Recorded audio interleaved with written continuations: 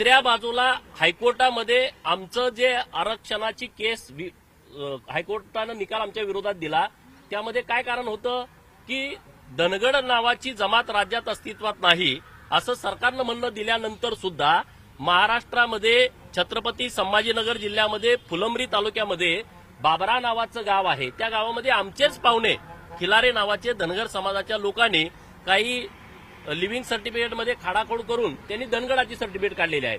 ती पण सर्टिफिकेट येत्या 8 दिवसाच्या आतमध्ये रद्द करून द्यायची आहेत. अशा चौबाजूनं व्यवस्थितपणे आमची चर्चा झालेली आहे. आमचे सगळे लोक आणि पहिल्यांदा अशी बैठक झाली. मी तर एकदम आनंदी आहे की आमच्यात कोणाच्यात वाद विवाद न होता एकदम मुद्देसूद जणू काय वकीलच आम्ही आमचे आणलेत अशी आमच्या समाजाची लोक या बैठकीमध्ये बोलत होती. सरकारचे अधिकारी एकदम निरुत्तर झाले. ते कायद्याचे तज्ज्ञ आहेत की आमची लोक कायद्याचे तज्ज्ञ आहेत, अशा पद्धतीची बैठक आज झालेली आहे.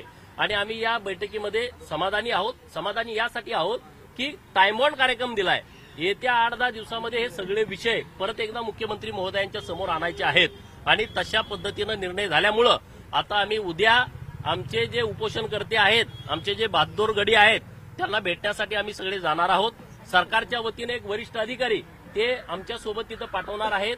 आम्ही धनगर आरक्षणाचा प्रश्न गेल्या 85 वर्षापासून प्रलंबित आहे आणि त्यासाठी अनेक आंदोलनं झालेली आहेत, अनेक उपोषणं झालेली आहेत. यापूर्वीच्या कुठल्याच बैठकांच्यामध्ये जे निर्णय झाले त्याची अंमलबजावणी कधी झालेली आम्ही पाहिली नाही आणि म्हणून हा उपोषणाचा मार्ग जो आहे, आंदोलनाचा मार्ग आम्हाला स्वीकारावा लागला.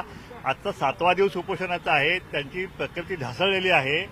ह्या पार्श्वभूमीवरती सरकारने 2 मंत्री काल त्या ठिकाणी पाठवले होते आणि आज चर्चेचं आमंत्रण दिल्यानंतर समाजाचे सगळे नेते मंडळी आहेत, त्यामध्ये पडळकर असतील, आमचे महात्मे साहेब असतील, इथं सगळे कोर कमिटीचे आहेत, सगळे माजी आमदार सगळे ह्या आजच्या बैठकीमध्ये होते. आणि आजच्या बैठकीमध्ये सगळ्या नेत्यांनी मिळून आणि कोर कमिटी जी आहे उपोषणकर्त्यांची त्यांच्या सगळ्यांची मागणी एकच होती की कुठल्याही परिस्थितीत आम्हाला आता अंमलबजावणी पाहिजे. याच्यापेक्षा दुसरा कुठलाही निर्णय आम्हाला मान्य नसणार नाही. ते कोर्ट नाही, एसएलपी नाही, अमकं नाही तमकं नाही. फक्त आम्हाला हा जो धनगड जो विषय जो आहे तो आमच्या बोकांडी बसला गेल्या 4 पिढ्यापासून. आता सरकारनं भूमिका घेतलेली आहे की धनगड नावाची जमात अस्तित्वात नाहीच आहे. जी काय आहे ती फक्त धनगर आहे. मग आता धनगर जे आहे, धनगर आहे हे कायद्यानं सिद्ध झालेलं आहे.